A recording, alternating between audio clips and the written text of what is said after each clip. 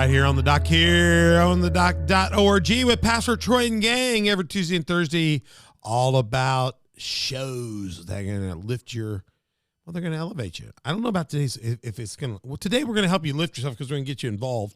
But I want to start off with telling you it's going to be a challenging show.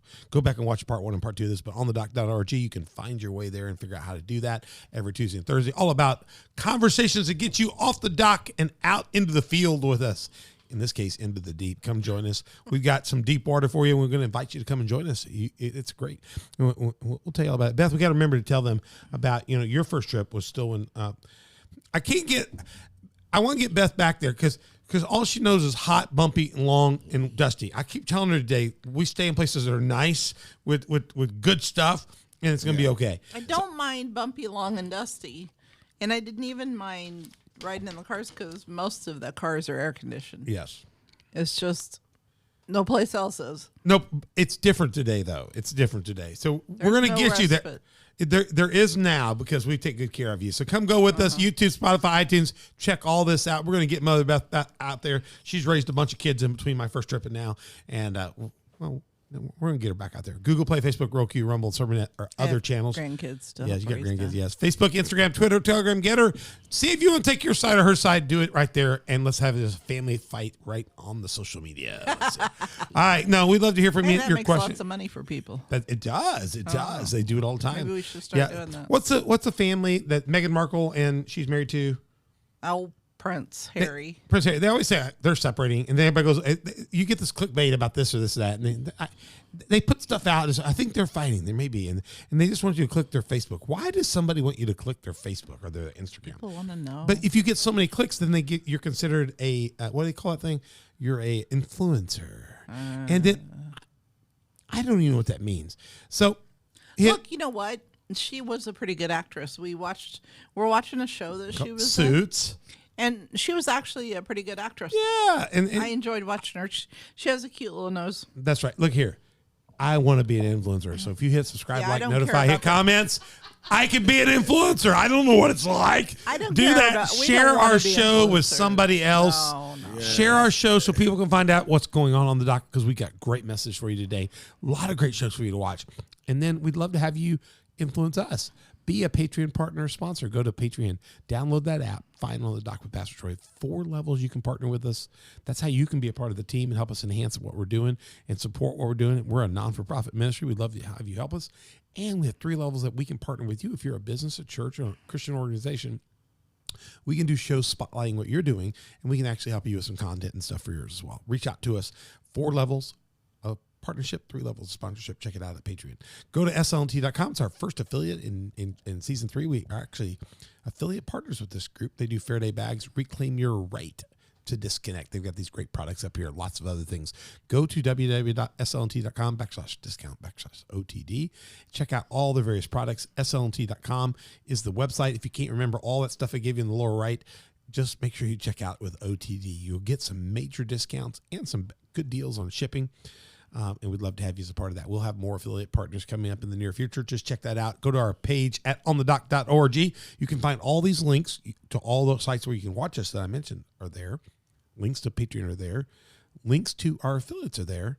And you can email us at info@onthedock.org and ask Donna to tell you how to get there. So we have all kinds of ways to help you out. I'm Pastor Troy, your host for the day, along with Mother Beth, who is in studio with us as our co-host. And I've got Donna here. Donna, how you doing over there, Donna? You doing well? Donna's our producer and tech today. She does all the hard work. We just stand here and look pretty. Well, you look good too. I mean, look, we had a crisis today. She fixed it, so I appreciate that. Taking it to the street spotlight is what we're doing. Hands of Hope Foundation, Liberia.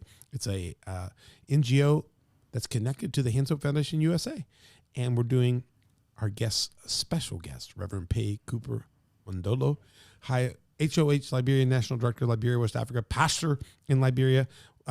He's the president of the College of West Africa, which is a college preparatory high school in West Africa with a great prestigious history. Hear about that in part 1. And we are now in section. Oh, you want to go listen to part 2. I didn't introduce part 2 well, but we just did part 2. Check that out. Previous one. It was on the Civil War of modern day, and we learned some things that I didn't know at all. He gave us just a school on what happens and I know what he's going to talk about in that. Go back and watch it. Is about Liberia, but so much of our society and civilization that's happened over and over and over again, and it has to do with communication and relationship, and how one group imposes itself on another group, and people push back, and then when you don't communicate, there's breakdown, and when you have power corrupts. But ultimately, there was peace, and I have to say to you, we'll tell you, pray the devil back to hell. The women of Liberia on all sides of the faction told their husbands, "No mas, no mas what you think, no mas talking to us." No mas hanging out with us. And the women all hung out and prayed together. And this is crazy. Christian and Islam. Yeah. They all prayed, quit killing our sons. We're not birthing another one. You ain't touching nothing over here, boys. And you know what? Nothing will get men to go to a peace conference and talk than everybody's wives terrorize them. It's safer to be at a peace conference than it is in the house of a woman that's cranky. Yeah. Trust me. I agree. Yes, I know that. And they pray the devil back to hell. Get the video and watch it. Get the video and watch it. It's fantastic. Got Reverend Paye Mondolo here. He's married to Mother Deborah, who's at our house. What is she doing under a blanket? She's cold. I'm sure. It's been between 0 degrees and today 50 was the high. I told her we have a heat wave. Warm today. Yes, we had a warm. She's day. been freezing most of the trip here. And then but it's hot where they Paye, come from. let me show you this picture right here. You can't even describe how hot it is. What is this? Y'all look like a couple Americans. I mean, that's an American couple's photo. Hey, Donna, I hyperimposed that on your graphic. But I saw that picture. I thought, I need you to see this American couple. I mean, that's you're like in a mall someplace or something like that. I don't know. Yeah, that's a mall. Yeah, that's not in Liberia yet, but we hope a mall will come to Liberia soon because Yes. peace has come there. Yeah. We've talked about Civil War. We've talked about modern day. We're seeing a lot of recovery, a lot of change. I have seen Liberia change tremendously. When we first stayed there, we stayed in very difficult places, and power would be generated just a few hours of the night, and roads were difficult. And now the roads are largely paved on the main arteries. Yeah. Fuel's available. I stay in Monrovia, different places, in very nice hotels. More of those are being built, even in Kakata. There's now power in Kakata, right? Right. There's power in Kakata where we stay now, like real power. Really? Right. Yes. Yes, Beth. And some really nice hotels now there. And in Monrovia, there's multiple. And out by the airport, there's even nicer ones now being nice built. hotels. He's telling me RLJ is not even the best place to stay anymore. That's BET, Black Entertainment Network. Was it Johnson? What's his name? Robert Johnson built that there years ago. He's telling me there's all kinds of places to stay. And we always go. What's the hotel we go down to that's got the sushi bar in it now? Mamba Point Hotel. Mamba Point Hotel, sushi bar in there that's as good as anything we've ever eaten here. Sushi bar. I mean, it's phenomenal. Hotel's incredible. So the country is redeveloping. It's still hard there. There's a lot of difficulty there and a lot of poverty and a lot of work to be done. And that's why we're here for you. We're just telling you, it's a different place to go. They've got their own medical doctors. We've got our own clinic there with nurses that have been trained and worked through the program, and they are just good at what they do. The place is way different than it was when I got there in 2008. Yeah, way different. Way different, and it's because you and people like you went into the bush, took their assignments, and have built the country from the inside out. Right. Because Monrovia was there, but it was rough. But you guys had to go out there where everything had happened, all the war had happened, and reconstruct the country. And we learned something in the last one. I forgot to tell you. I forgot to point this out. But he mentioned that they would go into these refugee camps on the various sides of the nation, and they would pull people in to fight. And a lot of those were young people. They would capture kids, right? Leaving and fleeing. Children would be taken, and children look for safety. And so if you take children and you bring them in and say, well, we'll get you safe, but we also need you to fight for your food. So you put a gun in their hand. These are children. I mean, 11, 12, 13, right? Just imagine what grade? Young children. What grade would that be? Like 5th grade, 6th grade, 7th grade? You stick an AK-47 and tell them, we're going to keep feeding you. But by the way, we need you to stay awake and be on duty. So here are some drugs and here are some things. They were getting, some of the warlords would get the kids addicted to drugs. They would need to do what they were told to do to keep the drugs, and those kids could go to another place and say, "You attack this, and come back, and we'll give you a bonus." And so they were. When you say helter skelter, it was crazy. Right. Children killing children, men killing men. What's that? The Nazis also. The Nazis used. We had, what's her name? We had in here. It dropped her mind. Sandra Colombo. We had on Lives Live Well in season 2. She will tell you that Nazi Germany, when she was going through the war there, they used 14, 15, 16-year-old Nazi high school kids are who really controlled Italy. When she was in Italy, they were telling on people, they were turning people in. Well, but then during the war, they started running out of adults to fight. And so they sent those kids So- in. They sent those kids in to fight. And societies have always, in the end, we talk about the trafficking of human trafficking of children today and the sex trade and drug trade, but this was human trafficking of children in the war trade. And our society today, you can look back at ages past. It's been done over and over again. Don't look down in Liberia. We do it right here in this country. Right. We're trafficking mules right across. We're sex trade of children. Yes. We just have the whole Epstein thing where we don't know how many children were used and abused in that island. I mean, it's just horrible what's going on in our nation, and that children Our world. are treated. Our children are treated as disposable. It's a sad thing, and it breaks God's heart. And we just want to point that out, that Liberia had its battle, but it's no battle that America hasn't faced. One of the things that really you didn't get to, I know you didn't want to talk about this maybe completely yourself, but when your family fled to Guinea, you lived out. When we read as pastors, when he was telling me the deep part, and Mother Deborah was telling me one time about what they had to eat and where they had to live, and how hard the Guinea people were. The Guinea people are very poor people. Very poor. Very poor. So when you're fleeing into them and you're saying, poor people that are poor, we need you to feed all of us, and they have nothing. They're like, well, we don't have nothing, so our livestock is our life. Livestock is our life, and you are like foreigner guests that we didn't invite. You're not our family, and you're there. You are taking as refugees lower account than their own animals. So you're eating what's left over from that, or sharing quarters with that. Give me a little bit of feeling of the things you had to deal with in those times. Now, when you arrive in Guinea as a refugee, the first and foremost thing, they're going to show you a bush that you can find a home. Yeah. I mean, it's not an issue of hosting you. They're going to say, Right. well, the refugees, you can go here and start cutting down the bush. They mean literally in the bush. Yeah. Here's some trees. Trees and grass. Build Anything that you can build. Use there. the mud. Use a stick. So there, you don't have a host or a place of lodging. Right. I mean, just get that off. And once you get there, if you want to maybe take a nap, you have to just lay down closer to some of the homes. They're not going to take you in their homes. Right. Right. And so even the possibility of finding and say, well, we're going to give you food, it's not there. It's not there. So you need to negotiate with them. Well, I can work for you, and you give me some leftover. So you're eating the leftovers, the scraps. Yeah. Maybe sleeping in a yard with the animals, wherever you had to. So they were agreed and gave you the portion, and you go to work. So the issue of even building a place, that's something that we did very fast, because there was not a hope for a place that you sleep. So you will work from the morning to night in order to cut down trees and fix somewhere that you will lay your heads and build up a tank, and maybe you have some maybe plastic and put over it, so that the next morning that you will start off. It's just not something, words that when it reach a point like this, word doesn't value your experience, actually. Yeah, Right. you're feeling just totally abandoned by humanity. You Totally. totally abandoned, and Yeah. you are in crisis. Yeah, and we were talking about the prodigal son. The prodigal left on his own. He kind of went out to do his own thing. But when he got out there and he got such bad shape that he had to eat from the pig pods, and he realized that his father at home had better, he had a desire to go back. You can understand why many Liberians would join forces and go back and try to fight their way back into the country to get their home back.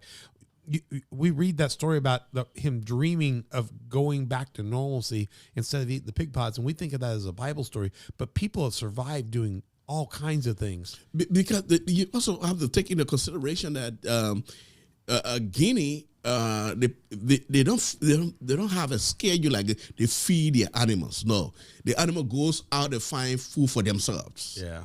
So you don't have like a leftover from the animals. No. The animal goes into the feed and just go there and find food for themselves. Forage for themselves. So there's not even a leftover for the animals. It's worse than that. Yes, it's worse than that. It was Yeah. than that. What And even something we noticed when I first went, you don't have, like here, when you're driving down the highway, we see deer all the time. Deer. livestock and No. rabbit, No. deer, In duck. Liberia, There just are hardly any animals. Yeah. I mean, I might have seen. I think I saw We could live off. like an anteater. I think We could I live saw- off the turkey and the deer of the land here. We could live off the natural food. Yes. Fish. So when you went, that's a situation when even the animal fled for their life. Right. They left the country, Right. The or, were, animals. or were eaten by people in refugees. Yes, the animal fled for their life. Now you have some livestock returning. You have there was a fleet of elephant that returned. Wow. Yeah, they returned. Now they are But eating all those, the mini hippopotamus, all the animals, the cats, were gone or eaten or taken. were gone, and the rest people hunted it for survival. right. Yes, so And so there was no conservation. There was just life. You trying to live. no, you trying to live. You trying to Right. do something to survive. Now, something we didn't talk about that Donna wanted to make sure we got in was in as a nation's coming back alive in 2014, we were there doing medical mission, and across the Guinea border, that was where you were, but now the nation's revived. In Guinea, there was this horrible virus that we heard about called Ebola. We were actually in country treating patients on the road from Guinea, which comes, from the north down toward Monrovia to the coast. And we were in country treating medical patients. We were up probably in the Boe region too.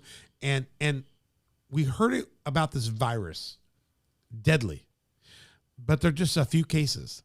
As our team was wrapping up its natural medical mission, the virus had made it up the road, and we were hearing about cases coming our direction.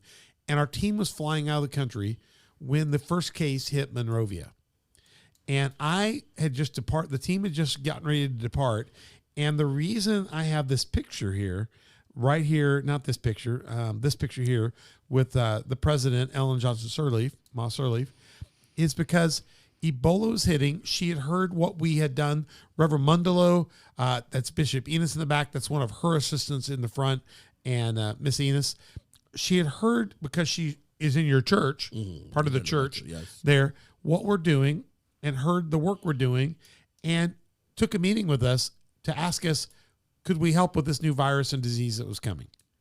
And I stayed 2 days extra to have a meeting with her because she invited us, and what an honor. And in that meeting, she just asked us, could we help? They had no idea the scope of this yet. No idea how devastating it would be. Right. And you live the next 2 years in just a whole nother war, but not against people, but a war against this disease that would ravage people that had almost an 80% to 90% death rate if you got it. Right. This virus, Ebola, was so desperate, deadly disease. And what happened is that the disease came in that even the health practitioners, the doctors and nurses, did not know how to treat it. They didn't know what to do. It's so contagious. It's so deadly. So some of the first doctors and nurses that were treating patients did themselves die. Yeah, and let me explain this to you.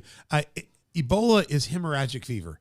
You bleed to death through your eyes. You just bleed to death. It's devastating to your body. And where we were in Kakata staying, and Wayla doing our medical work, the main hospital out there was C.H. Rainey, which we were working with them at for our outreach. That is the hospital that lost probably the most providers. They were devastated because people came up the road from there stopping to get treated, and they didn't know what they were treating. They didn't know how easy it was to catch it either. Yeah, they didn't know how easy it was to catch it because when the Ebola was in a person, the spouts, the pulse, it has a breathing space out of the person's body from the pulse. Yeah. So it could get someone who attract it, even if they did not touch a person in 2 feet distance.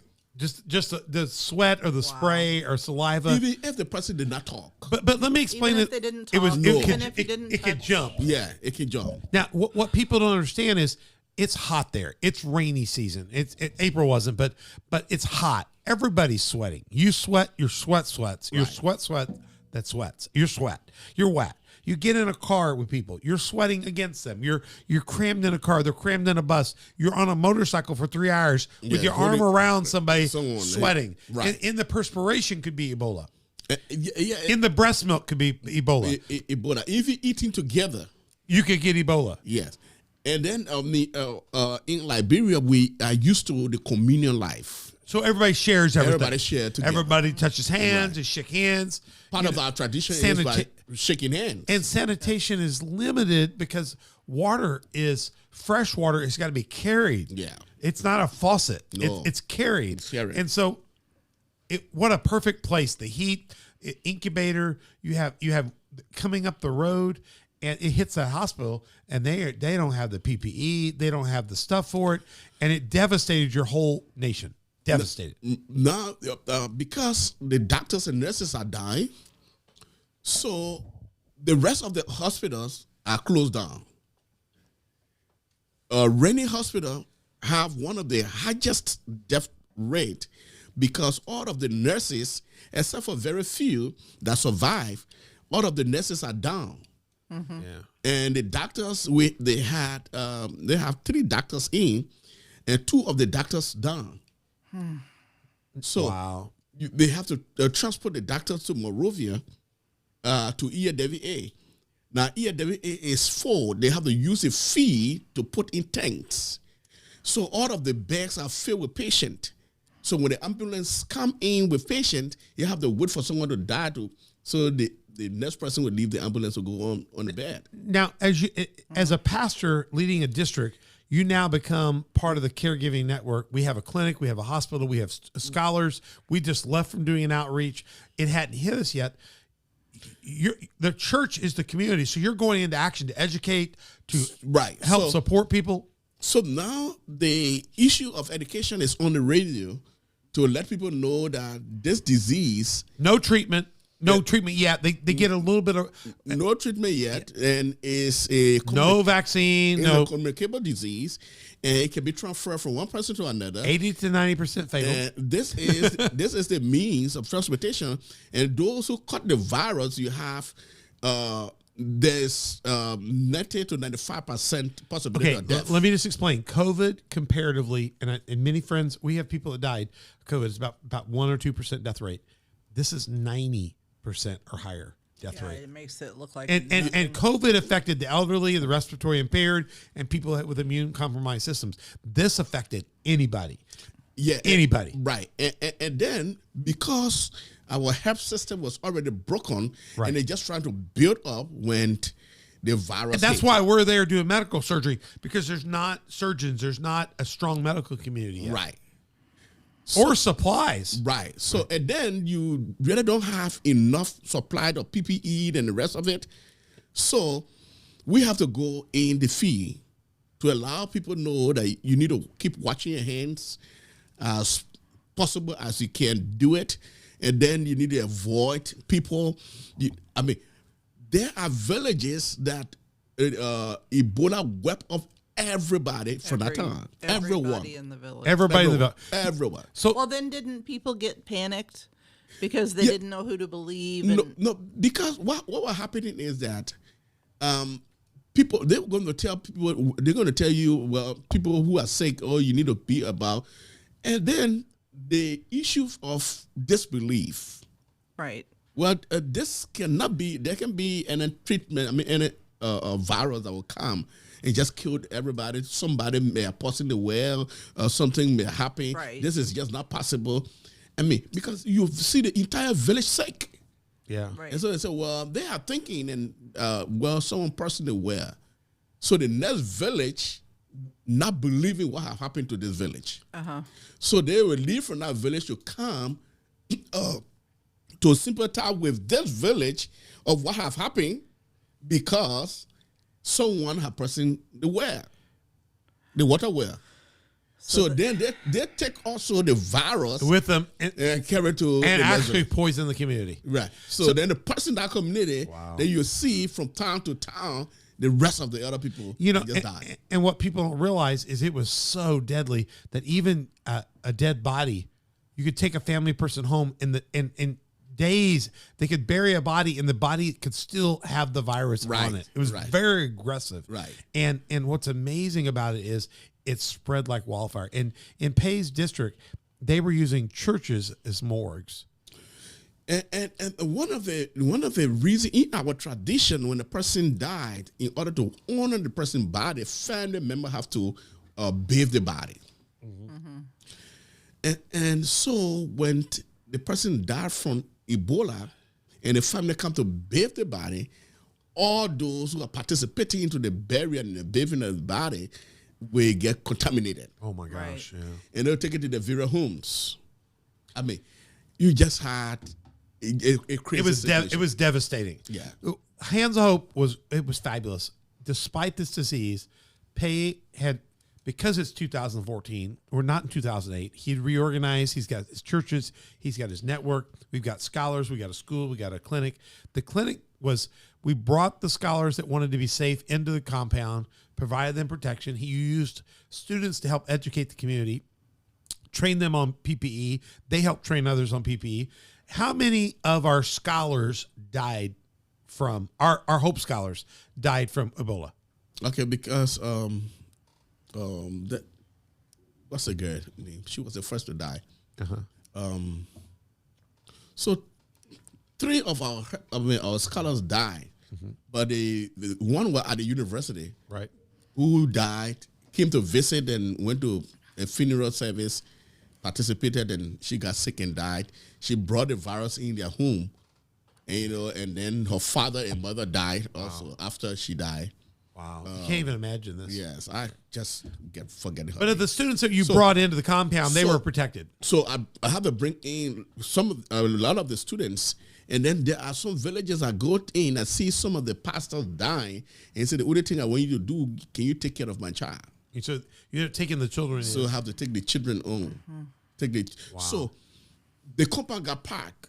People were sleeping. Yes, people were sleeping just into the other buildings. And it became a safe zone, the compound did. It became a safe zone because we had different strategy, the mechanism put into place, and we were using the issue of the bucket, and then you have to Sanitation. sanitation. You have to wash off all of the exposed part of the body.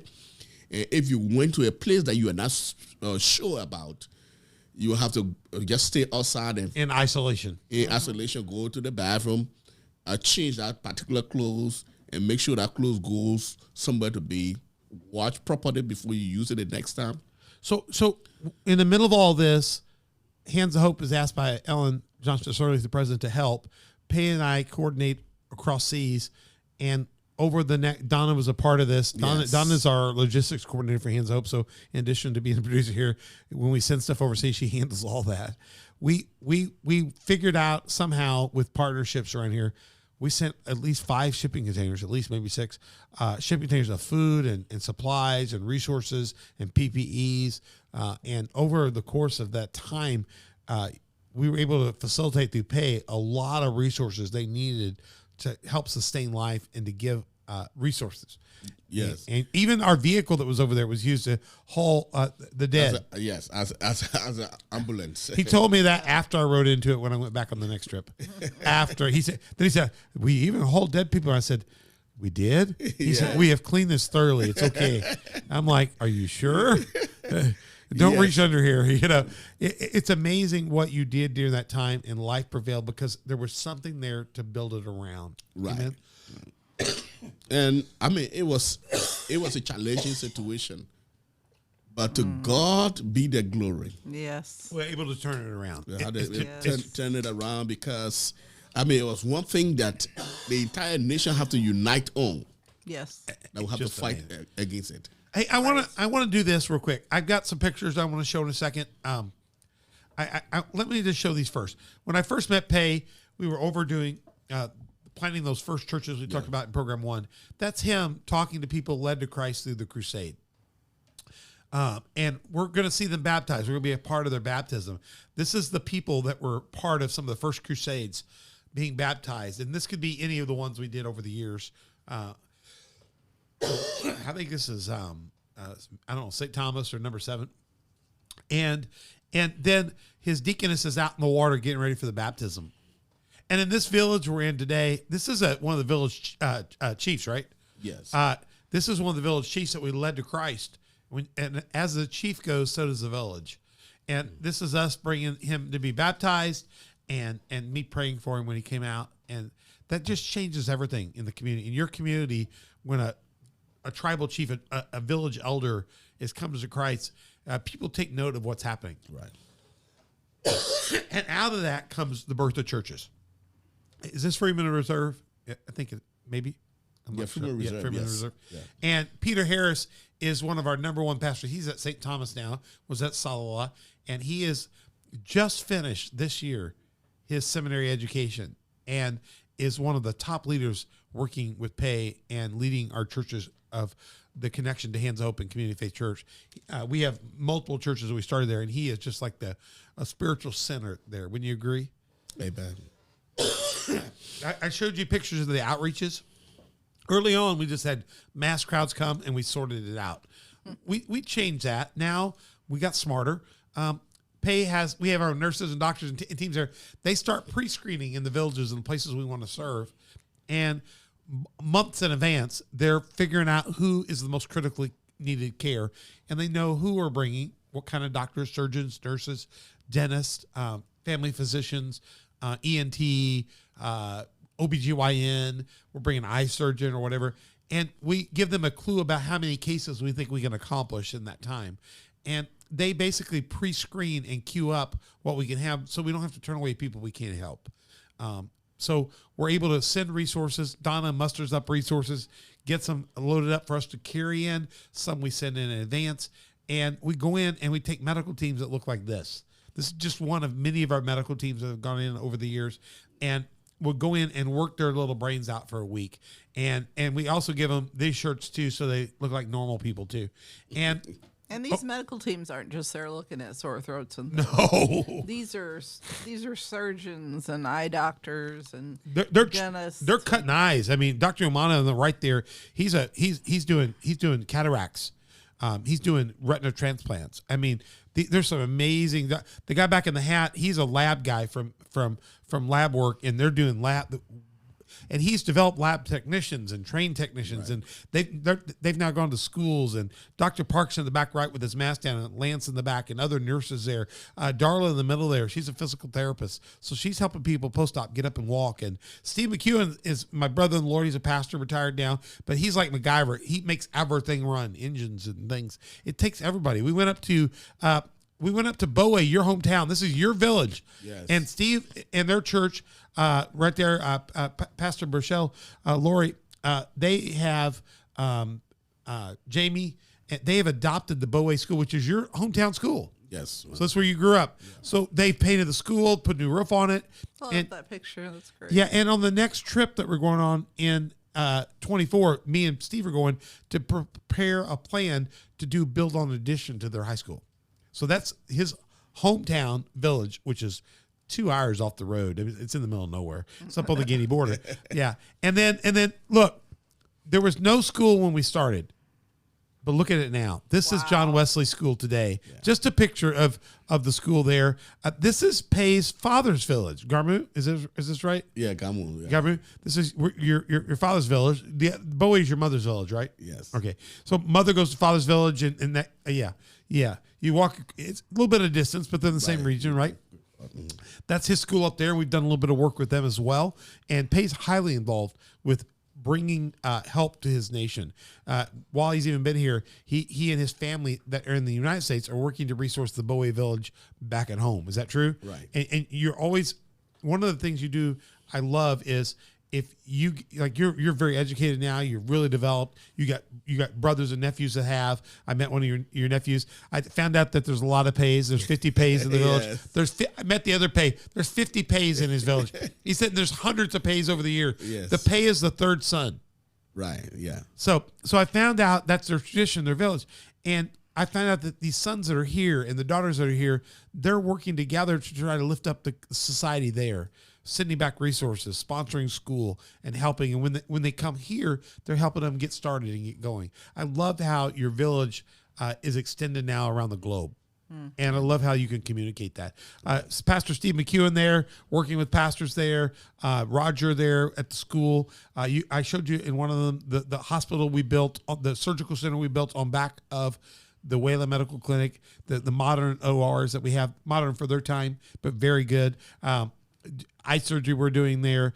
This is when we were back. I didn't have this earlier. This is when we were actually doing church surgery in the school. So it's just, you can see that. And I showed you before, Lance laying on the floor taking a break, because that's our physician's lounge. That's what we have that right there. You come with us, you'll have a great time. Hey, he would actually play soccer with the kids. Yes. A lot of times between. So he's probably tired from soccer and from surgery. And we have a lot of good friends there. You can see pictures of different leaders. That's a bishop there in the church now, different people there. A lot of friends. I love this picture you Paye when you were young and skinny. Yes. Yeah, you're young and skinny. And they did the honor in 2013 of making me a paramount chief. What is a paramount chief? The paramount chief is a chiefdom chief. The chief of chiefs. Yeah.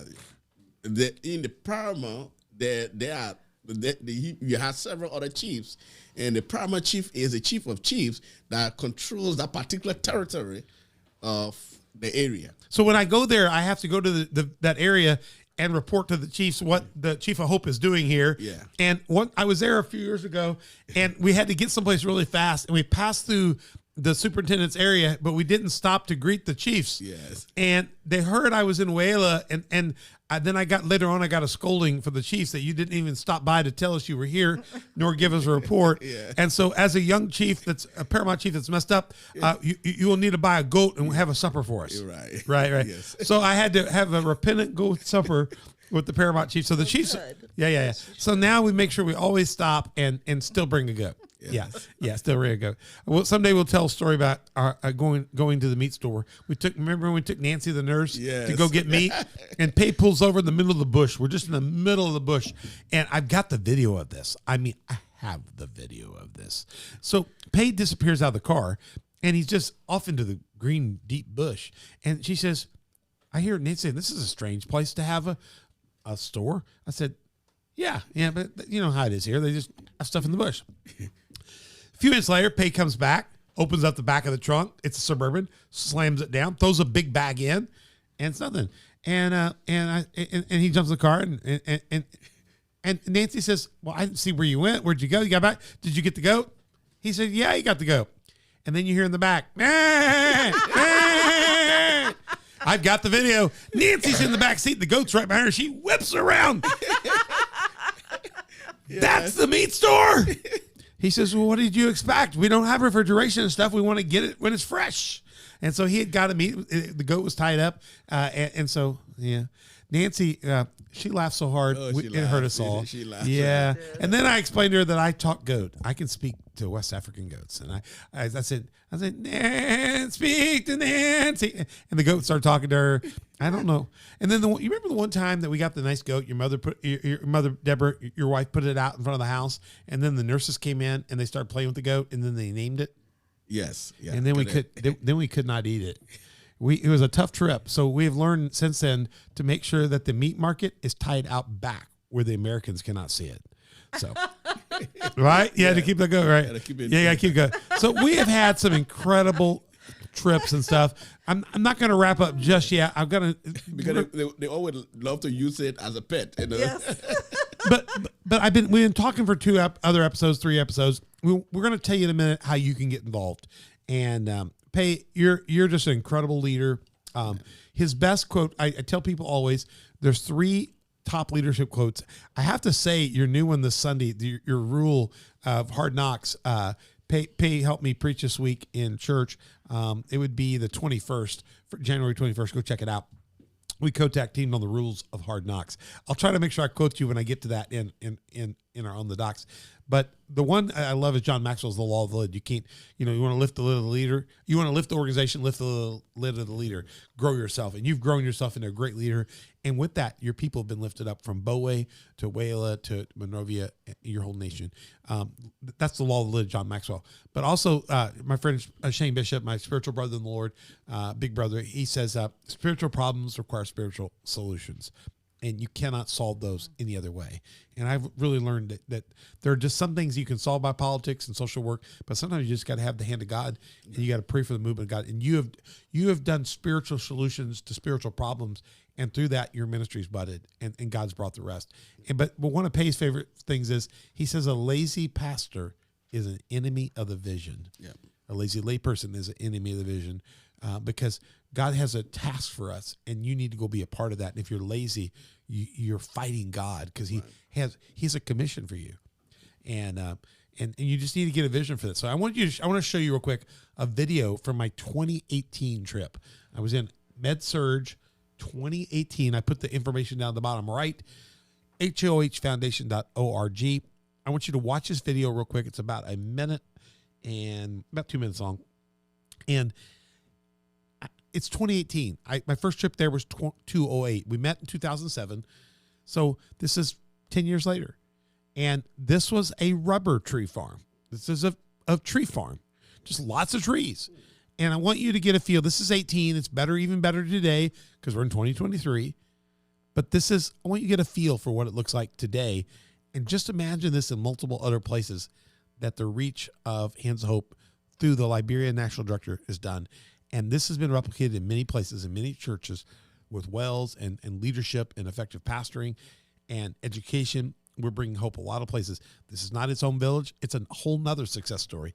And if you're a part of Hands of Hope, you get to go see a place like this, and we've got more stories to tell. Check out this video for a minute. We'll come back, tell you how you can be a part. Let's get ready for this video. You ready, Donna? This is Pastor Troy on Volume 2 of our Hands of Hope MedSurge Tour 2018. Look down around here. This is the campus of the Wayala Mission Station. We were a part of this way back in the beginning. Reverend Mondolo, our national director at that time, was the superintendent for this region. He came out here. There was a rubber tree farm. It's just a big plantation with trees everywhere that they make our rubber tires out of. This was dropped. The trees were dropped, and the first building down there in the far end you see was the center, the district center that we first built to reestablish leadership and hope here. From that, a lot of things started happening. You see the reconstruction of St. Peter's United Methodist Church there. It was the only hard structured church in the entire district after the Civil War here. And you just can keep going around. I'm standing on a basketball court now with a lot of our kids at John West School. This was the first school built to keep this. Matter of fact, if you go over there and look, that corner classroom is the Reverend Troy and Beth special class. That was the preschool class. We funded that entire class that year, and now we're seeing some of those kids. Gosh, that was 2008, 2018. Those kids are in high school. That's K through 6, so we had to build a high school. Thank you. Springfield First Methodist was a big help with this. They built an entire high school, and it's just been fabulous. And that isn't all. You can see down in the valley, way down there, there's water well there. We have another water well up high on the property. And then you can see our pride and joy, the Wayala Medical Center. We built the original building through a partnership with the Norwegian Methodist Church. They built that building. It was just a building, and it was sitting here. And we came in, and our team, Hands Up You, helped equip it. We made it change from a chicken farm, there's a house of chickens, to now a medical center. There's an annex built to the left, and you'll go see it later on one of the volumes. You'll see the whole surgical center. There's just life bustling. You can see all these kids here. There was nothing but a rubber tree farm, and now all you kids, you guys having a good time? Say hi to the people at home. You're on Facebook Live. How about that? And that's Facebook Live from Wayala, West Africa. We'll see you at Volume 3.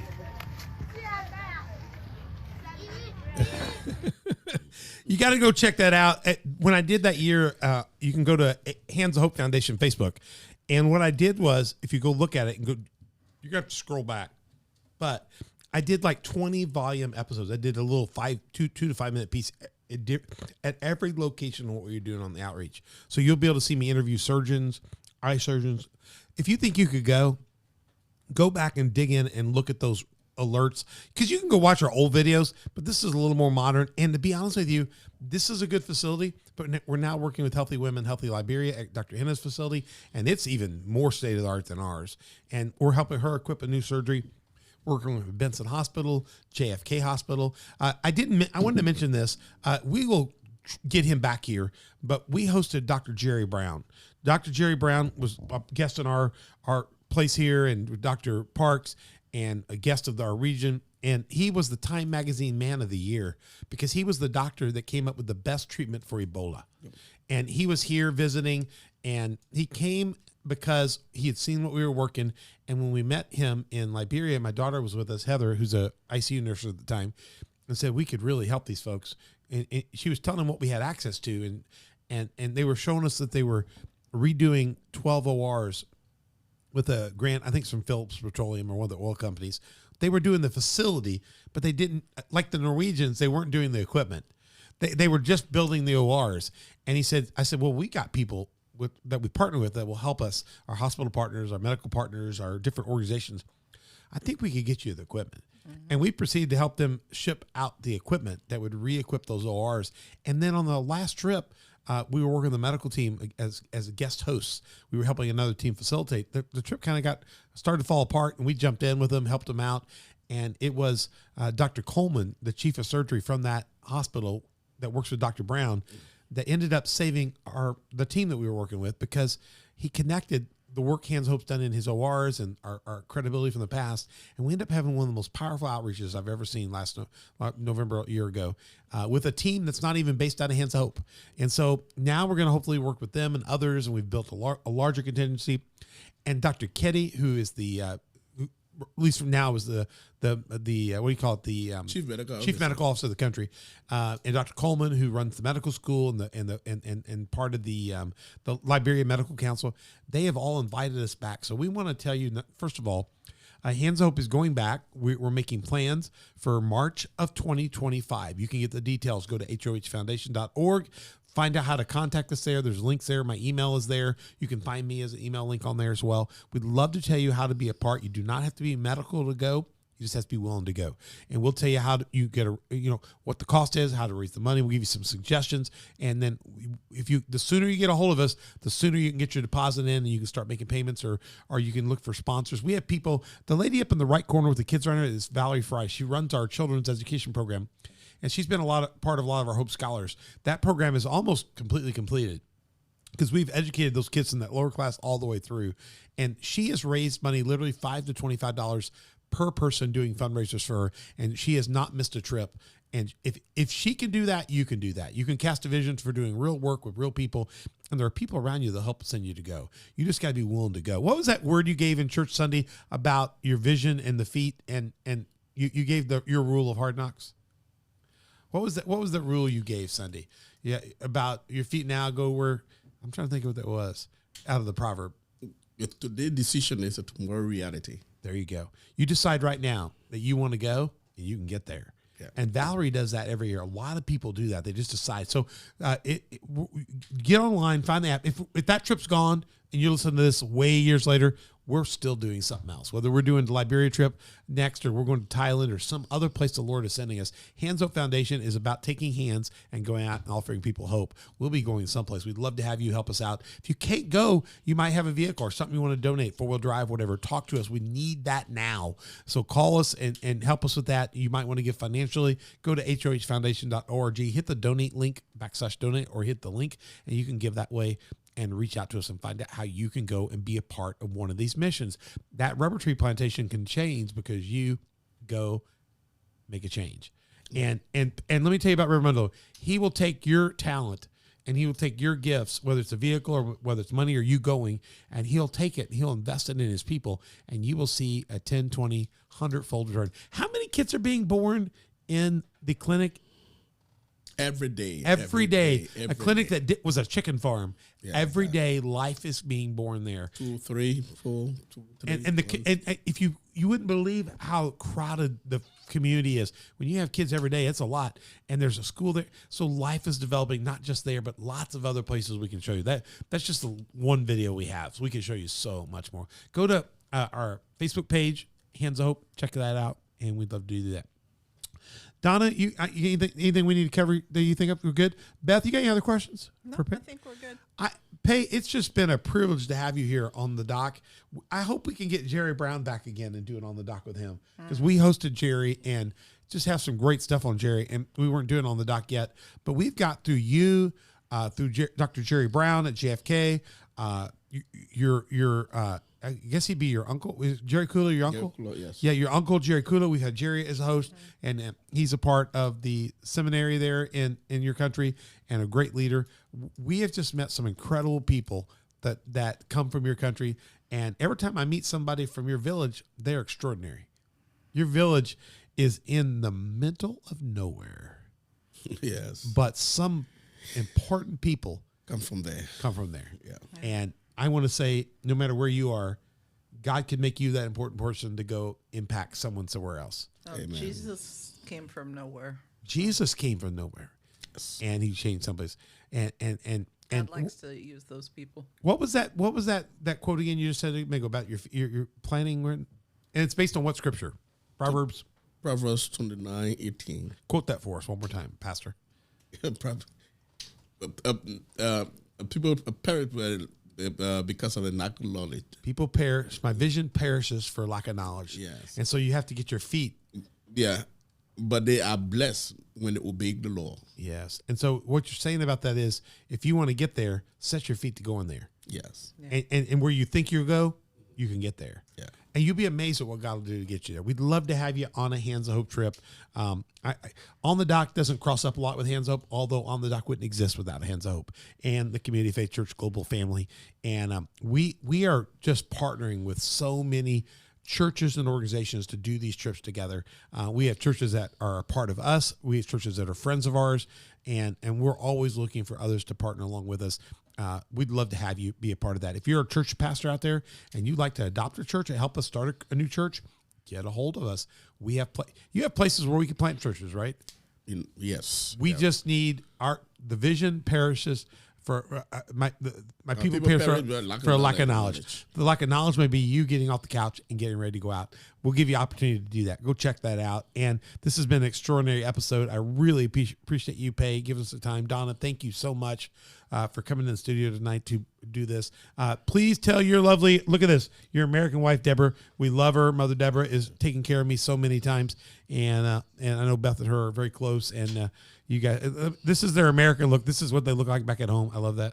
Yeah. They're like Clark Kent and Lois. They just transform into, but come and go with us on a trip. We'd love to have you.